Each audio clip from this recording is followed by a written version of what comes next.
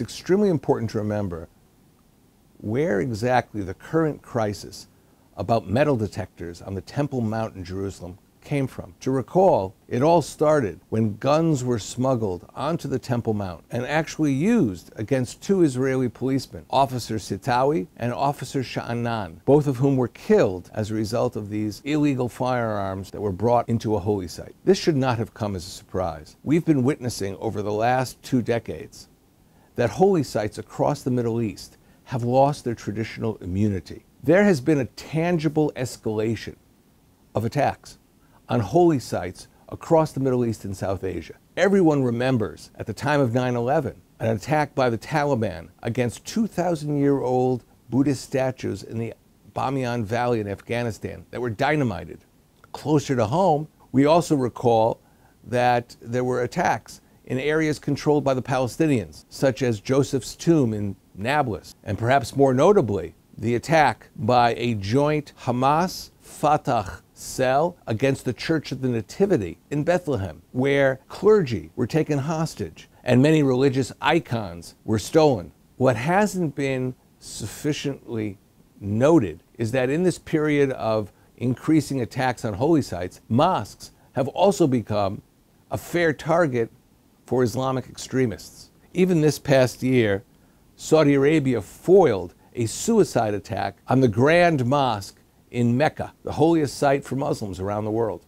A year ago, there was another attack on the Prophet's Mosque in Medina, where 4 Saudi Arabian security officials were killed. And everyone's been talking about Mosul lately because of the victory over ISIS. But recall that this year, the 800-year-old Nuri Mosque was attacked by that organization and destroyed. So not only have churches been attacked, not only have religious sites of the Jews been attacked and Buddhists, but even mosques have been attacked, whether they are Sunni or Shiite.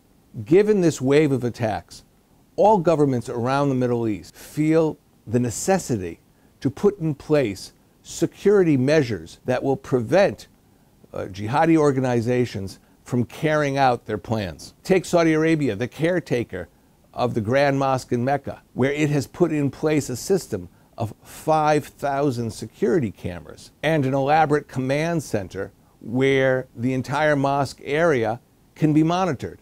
The use of electronic systems to counter the efforts to attack holy sites is well established. And Israel, of course, had to find a method that would be relevant for deterring and preventing attacks against the holy sites in Jerusalem, and in particular the Temple Mount. Look, it's clear as day now that the problem on the Temple Mount over the last 2 weeks had nothing to do with metal detectors. Anything Israel would try to put in place would produce a very strong reaction for reasons that have nothing to do with electronics and preventing terror.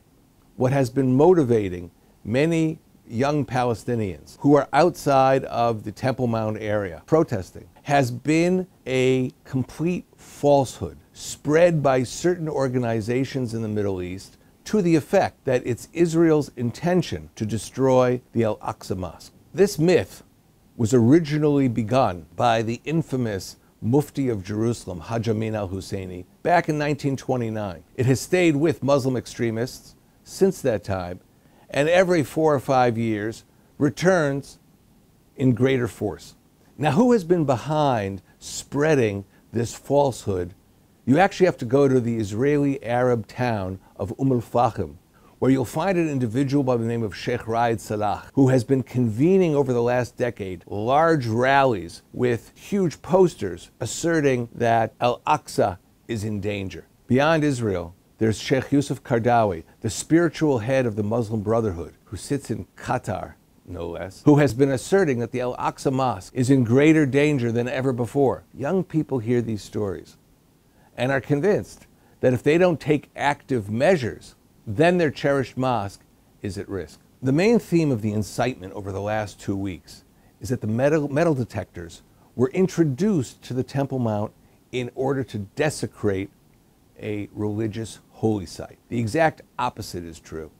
The metal detectors were put in place to protect a holy site for Jews, for Muslims, and for Christians. So even if you solve the problem of what kind of sensors you want to put in place to prevent terrorists from coming up on the Temple Mount, even if you remove the metal detectors, you're going to be left with the incitement that is the principal cause of the violence to begin with. This is why, when the issue of the Temple Mount in Jerusalem is discussed at the UN, in Washington, London, or Paris, if the issue of religious incitement is not explicitly addressed, then the seeds will still be left in place for the next round of violence ahead.